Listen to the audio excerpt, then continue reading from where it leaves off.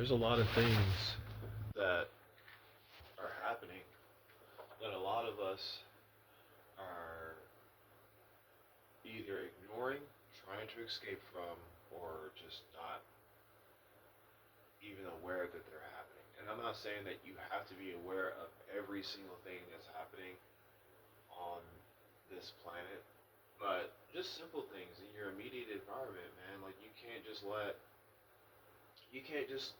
basic, simple influences, um, place you in a path where it's not conducive towards positive outcomes.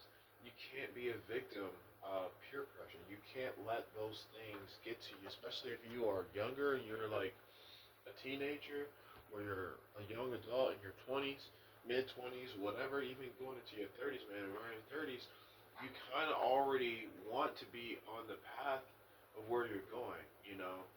And a lot of that requires having people in your lives that show consistency, that show shapely values, you know, people who are heading in a similar direction as yours, or at least share the same values, or at least they share some values in common with you.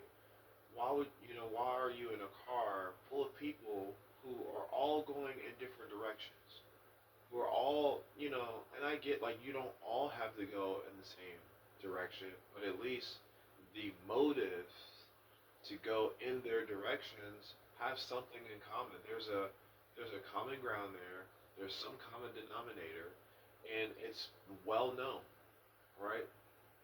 So when you think about that, and you think about the things that your world, the things that you consume in your world as in the things that you are immediately exposed to, and those can be things that have to do with, so it can be social media, it can be your friends, it can be your family, it can be your workplace, it can be college, it can be, you know, people you know, loved ones, it could be a number of influences. But the point of the matter is you have to at least try to believe in something good. Otherwise, you become very susceptible to negativity bias, where your whole world is shaped by nothing but negativity, and nothing positive can logically come from that.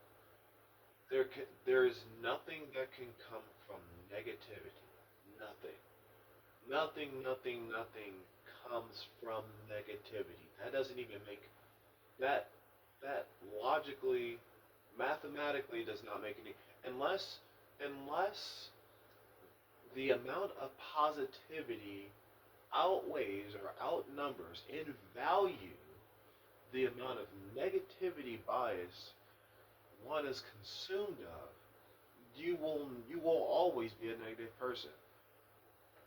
You will all, unless you meet your match, unless you see something that'll make you rethink everything and reset you back to neutral, you're going to be a negative person. And it's because you're stuck in a comfort. You may be stuck in a confirmation bias. You may have an impression of reality that needs a reality check. And well, when you start talking like this, you can't. It's almost like you can't say that. It starts to um, it starts to come to the grounds of policing language. You can't say that. There's all this ideological subversion. There's all this. Oh, that's subversive. That's controversial. That's this and that's that. When really it's just honesty. And honestly, there's nothing controversial or subversive about it, especially when you have the right to an opinion. You have the right to freedom of expression. That is your First Amendment right. And that's just something that is always going to be a liberty here, right? But the fact that you can't publicize it, which is also freedom of the press, and that goes along with freedom of expression, freedom of belief, you're just practicing your belief. It's like I'm not imposing. I'm just stating my opinion, and you don't have to agree with my opinion. My opinion to some people are value free. They might not get anything from my opinion. It's just perspective at the end of the day. Um, but to a closed minded individual who is subject to bigotry and just pure ignorance, and they just are stuck in their ways to some degree where it's like, oh, well, what I believe is what I believe, and I don't care. I don't care. I'm always right, and there's nothing that will convince me otherwise. When you have been convinced and you've seen it all, um, it's very likely that the picture you are seeing, that you're looking at, is probably not even the same picture. You probably have this. Sorry, TV on in the background, but you probably have this depiction of life or this depiction of reality in a way that is going to be shaped by how you were raised, how you navigated being raised as a child into adulthood. And those experiences, the experiences therein, are going to influence what you take in and what you won't take in. And so when it comes to looking at that picture, which two people could be looking at the same picture and diagnose that picture in two different ways, in two different belief systems. But that doesn't negate the possibility of perspective. Perspective is always shared mutually. They're not mutually exclusive, even though in some cases, respectfully, it can be, but to some degree, there's always a reason why they are different. And that reason is typically, or can be typically, seen from the other side if the other person isn't willing to challenge their worldview, which that's the point of this video, is to address that not a lot of people are able to engage in critical thinking, or or at least challenge themselves to see the world with a different perspective in a way that challenges their worldview, especially those who are subjected to negativity bias. But that doesn't necessarily mean you have to look at the world in such a way that everything is optimistic, because you don't know what's on the other side. You don't. There's always a veil. There's always an unknown. There's always things that you don't know. But at least, if to some degree you can give some things uh, the benefit of the doubt, you know, this opens up a whole new world aside from pessimism, because that's where we're heading. That's where a lot of us are heading. If we stay down this road of negativity, we just become more pessimistic. And then the more pessimistic you become, the more that propagates into a material world, which then forms another opinion that you'll then try to convince yourself exists to some degree. You'll just look for it.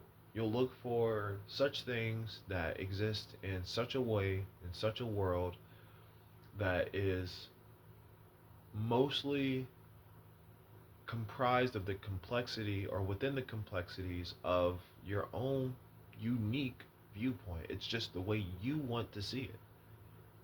But that only exists if your worldview is not challenged. And I understand that challenging that worldview requires a bit of faith, it requires a bit of fear, it requires a bit of the unknown. But that's in every religion. That's literally in every single, even in science, even in, atheism, spirituality, Christianity, Buddhism, Taoism. You know, there's so many different spaces of uncertainty where we don't have all the answers to everything, but that's part of the reason why we exist. That's why we, part of the reason how we are able to survive and overcome is through adaptation. To the ability to add, the ability to adapt to one's natural environments is a huge predictor and sign of intelligence, natural intelligence. Why? It just makes sense when you think about it. Heuristically, that makes sense. If you know how things work in a given environment, you know how to open the door, you know how to open up most doors, you know how to interact with most things, you know how to operate most things, you know how to navigate most environments. Well, you probably have a better chance at survival uh, in adverse circumstances. That just naturally makes sense. And our brains are wired for that. Our brains are quite literally, biologically, neurologically wired for that. But if we stop using that and we rely on Chat GPT to help us survive and try to figure out shit and problem solve through that, then you're just wasting you're wasting brain cells.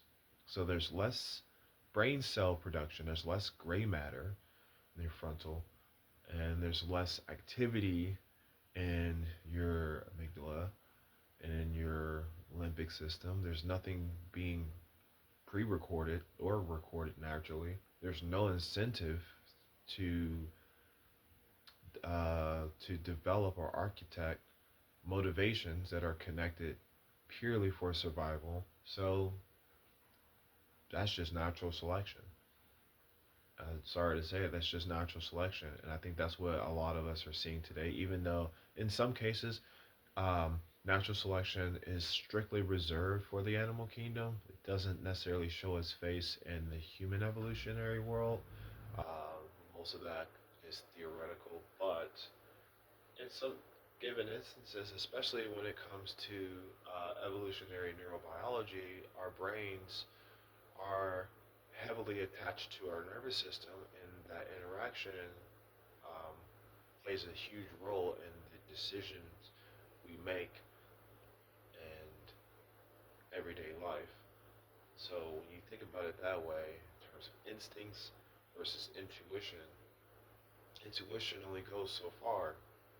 It only goes so far. Where there's instinct, there's some degree of certainty, but you only really gain intuition where there's an abundance of instinctual, um,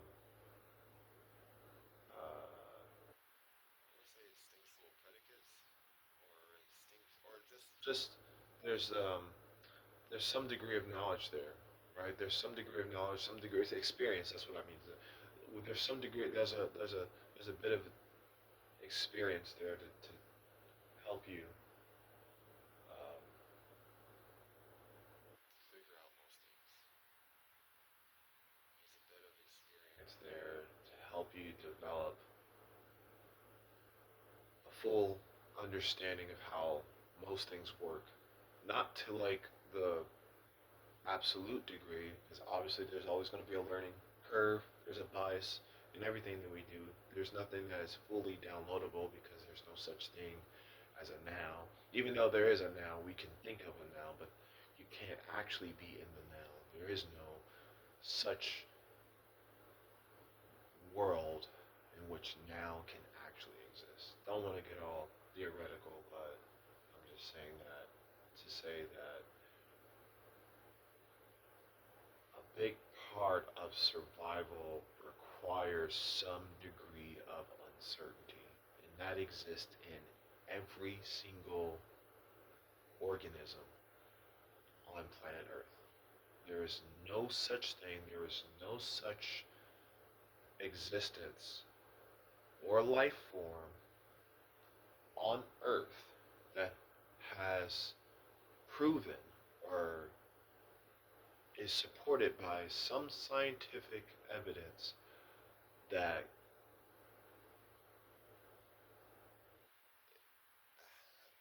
know something to some absolute degree of certainty. Not even astrophysicists, not even theoretical physicists. I mean, keyword theoretical. A lot of people don't know what they don't. You can't know what you don't know. That's why we don't know it. We can't read people's minds. I don't know what an ant is thinking.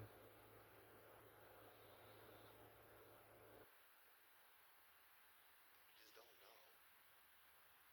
But what we can know by learning. In order to learn, you have to be at risk of being offended. You have to be at risk of being vulnerable to some degree, with some degree of reason. Don't just put yourself in stupid situations, but you have to put yourself to some degree at risk. Albeit I'm more on the calculated risk side. I don't want to just be at full risk because there's a lot of weight. There's a lot of things that can be at stake. So it really depends on the risk, but that is evaluated by the observer. You observe the environment, and that goes all the way back to the beginning of this conversation, where your environment a lot of the time shapes the social network of how you navigate the complex world. Your environment plays a big role in that, and your interactions within that environment often influence how you'll react in other environments. So get curious, be curious, stay curious, and your chances of, I can't say that with any degree of certainty, but that's just my opinion. Your chances of um, understanding most things will be higher than just remaining blissfully ignorant. Not saying blissful ignorance is not a good thing, because keyword bliss, there are some things you just don't want to know. You don't need to know, right? I don't want to know what I'm getting for Christmas. I don't want to know what I'm getting if it's a gift from someone, if it's something special. That's what makes it special. It's the context. Um, just in this context, in terms of what am I talking about? What is all this about? This mostly has to do with the. This is mostly a social discourse on human evolution and mating strategy. That's mostly. I didn't really talk too much about the mating strategy, but I'll just stitch that in at this very end.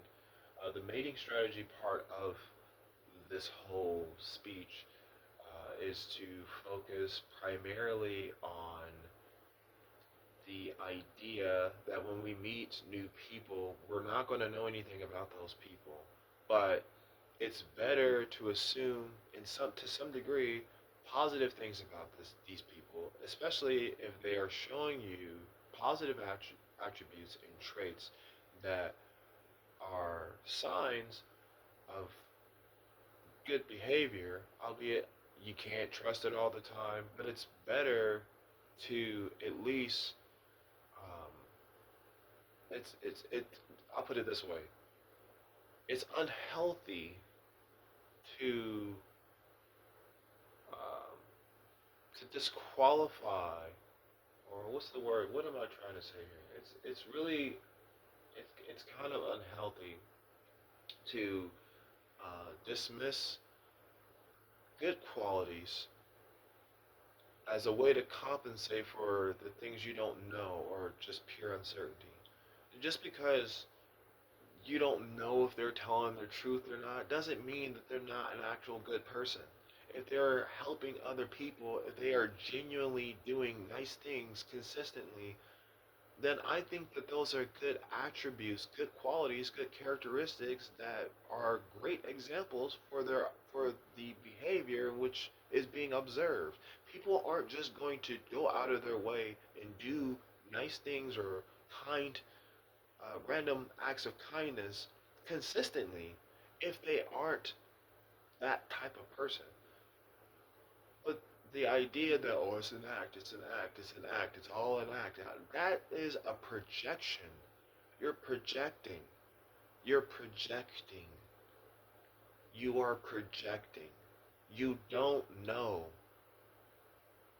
That's your arrogance. You are arrogant. If you believe that, if you are saying to yourself, I know, I know, I know, I know, you are arrogant. You are an arrogant person. You are a know-it-all. Nobody likes a know-it-all. No one likes someone who's going to be like, I just know, I did that. I can read between the lines. I can even go into the research. I can go into all that stuff, but that's going to take 2.5 days to explain what I'm talking about. I'm just going to say it as it is. Just because you can read through the lines doesn't necessarily mean that those lines exist.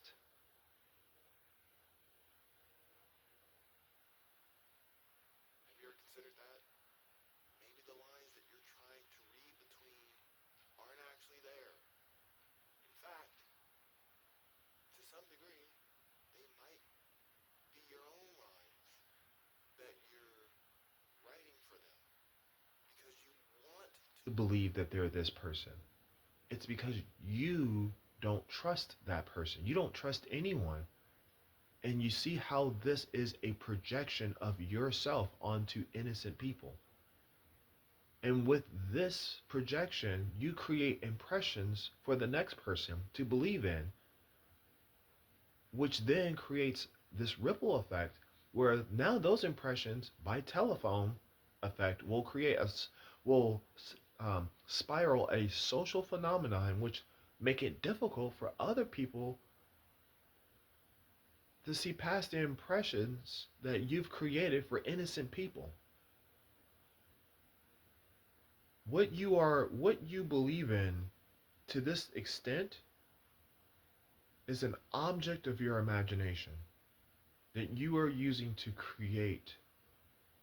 It is an object of your imagination that you're using to create the outcome of uncertainty. Psychologists call this ROCD, which is a subset of obsessive compulsive disorder.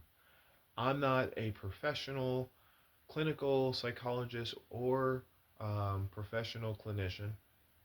I'm not a behavioral scientist. I've studied behavioral scientist or behavioral science as a cognitive behavioral science um, as a journalist, but I'm not in that professional field. I just research it. Uh, but I do believe to some degree we are experiencing a massive explosion of um, it is becoming it wasn't even massive, but it's becoming very, very trendy. It's becoming very, very popular, especially in terms of dates. And I think that's mostly amplified or magnified by social media expectations. I think a lot of people have now created a boundary in which these things are.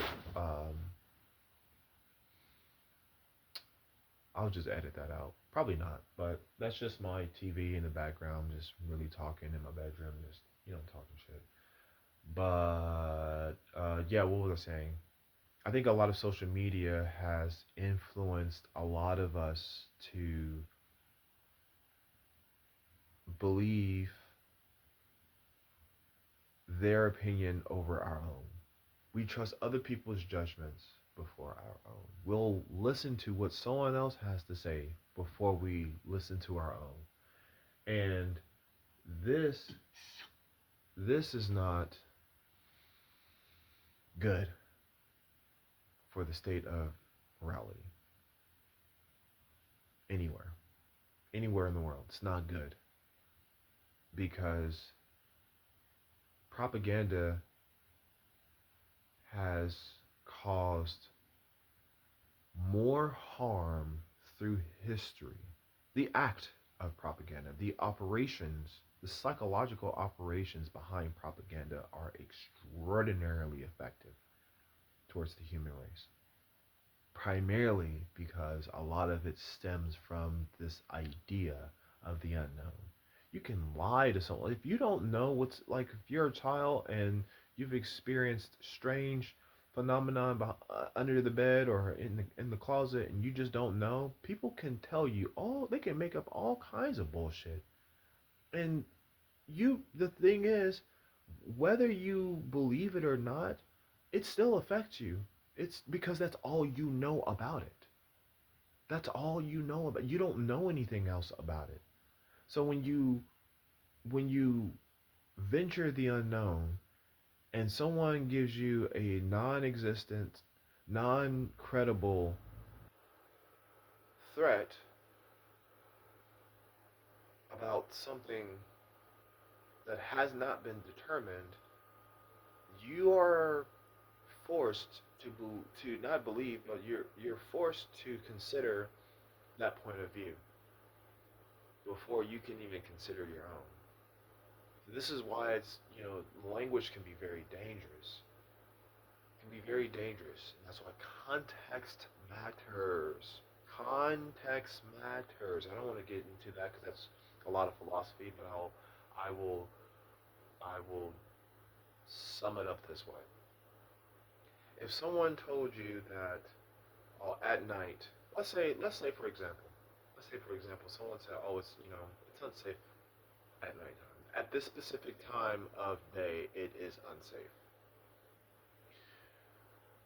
This can apply for so many different things, but if I were to say, oh, it's unsafe to go outside at night, then you can see that there's a capacity for there to be some context. But if I were to say, oh, well, if you are outside in your car traveling somewhere and it's unsafe, then you can have a space. There's a there's a there's a conversation. There's some nuance there to that statement because if I'm in my car, I can to some degree I can control the outcome to some degree. You know, might not be in control of a freak accident because that's just nature, but to some degree, if I can make observations in relation to how I'm driving, then I think it's a good argument to say that I have some natural I have some natural consequence. What am I trying to say? I have some natural degree to expect a consequence where it may be uncertain or unexpected, right? Because I know if I have experience and I'm driving, I have a license, I have credibility, and with that experience, I can kind of have some idea what to look after or look out for based on my experience. And this varies depending on if you're a good driver or if you're a bad driver. But um, the point of the matter is, and this is just in closing, if you have a surplus amount of experience in dating and you are still dating the same subset of people and you are still unsatisfied with the quality or outcome of individuals that you have chosen, I think it's time for a self-evaluation. I don't think it's the people. I don't think it's oh well it's them. They need to change. I think you need to change. Maybe you should change. Maybe you should change your approach. Stop looking outward. Start looking inward. But that's always been the cliche reason, right? It's always right. It's always been the I'll look deep within myself. But see, the only reason that's a repeat quote or saying is because it's hard to look within ourselves, because then we have to look at all of our mistakes, we have to look at all of our insecurities, we have to look at the things that we don't want to face. That's why we go to therapy, to help us navigate through those tough emotions. It's hard for us to navigate stress on that level. It's hard for us to truly look at the madness and the insanity that we've gone through throughout our experiences. It's hard for us to sit back and look at that, but it's worth it. It's worth it, and you have more clarity.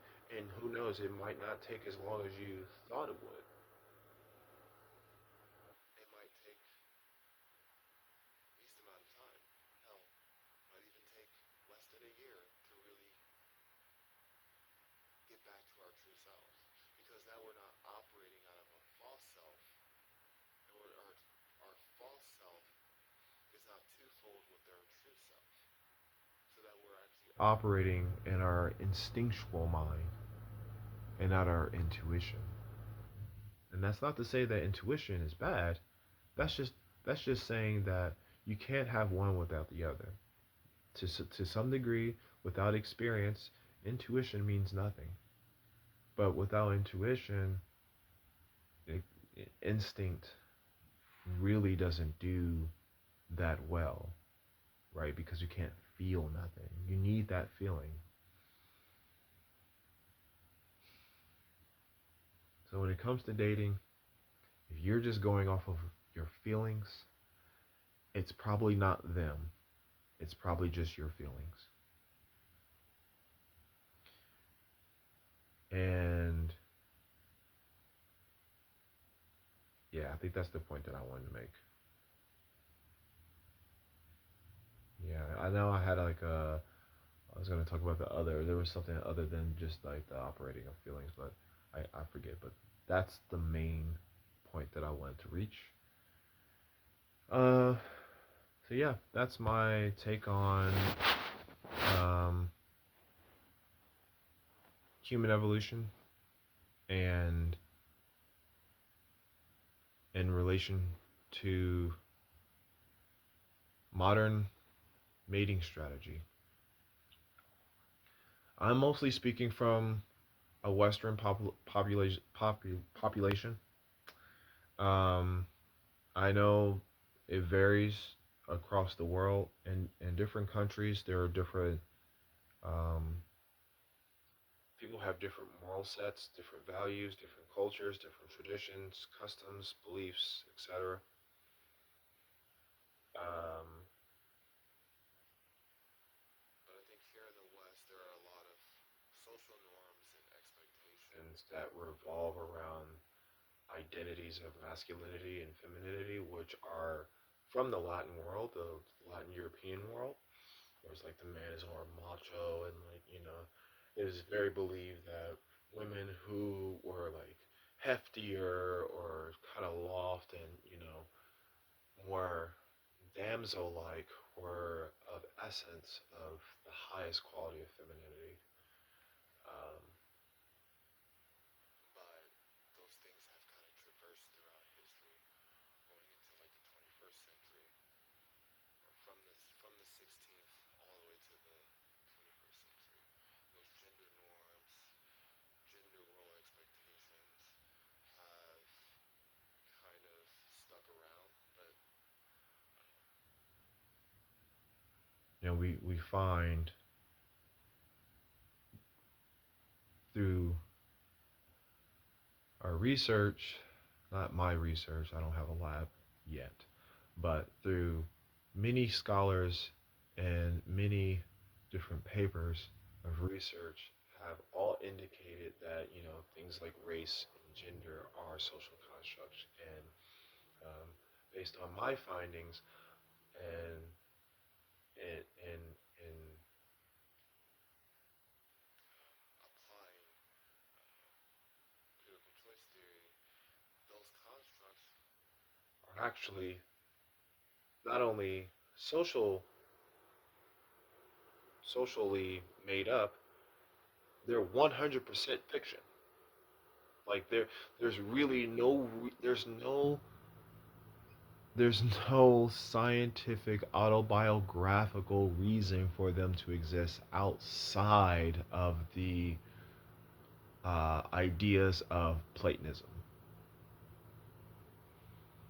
which is more of the spiritual divine, the ontology of spiritual divinity in relation to their representations in paintings and abstract. They're complete abstract. It's literally like looking at a picture and saying, "Oh, I get this feeling. I get a certain je ne sais quoi from beholding this view, and therefore this is how I imagine the idea of this." And so ontologically, you start to manifest that in a material sense. That then becomes a part of the ideal, right? Because of cultural representation, what it represents, and representation fits the description of what of the power of language and what language is capable of doing. And so you have things like propaganda, we have things like depicting this from that. You have an idea, you have a sense of what something is based on what it's expected to look like and how it's expected to perform. And so, but when those two things don't align, we are met with this cognitive dissonance that stems from a cognitive bias that is mostly through perpetuating certain stereotypes that often have no origins, no real um, no real resource to exist, basically, other than this spiritual ontology of meaning. So again, context is the fuller understanding of what something means by its by its relationship via the observer. So it's literally up to the observer to define what it means to that person. And so when you look at it that way, it gives everyone the choice to either believe in it or to not believe in it. But as a structural concept, it doesn't actually exist.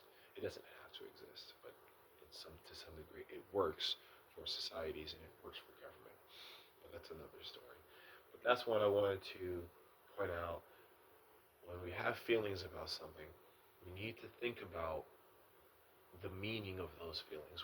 What does it mean to feel this? Why do we feel what we feel? And when you really look at why you feel what you feel, you begin to realize that a lot of those emotions are actually self-reflections, moments of self-reflection. And that's why I think that it's time for us to start looking inward instead of outward, because I think we'll find a lot more spiritual meaning within ourselves than we find in this material world. So that's my spill. I hope you guys enjoyed that, and yeah, thank you.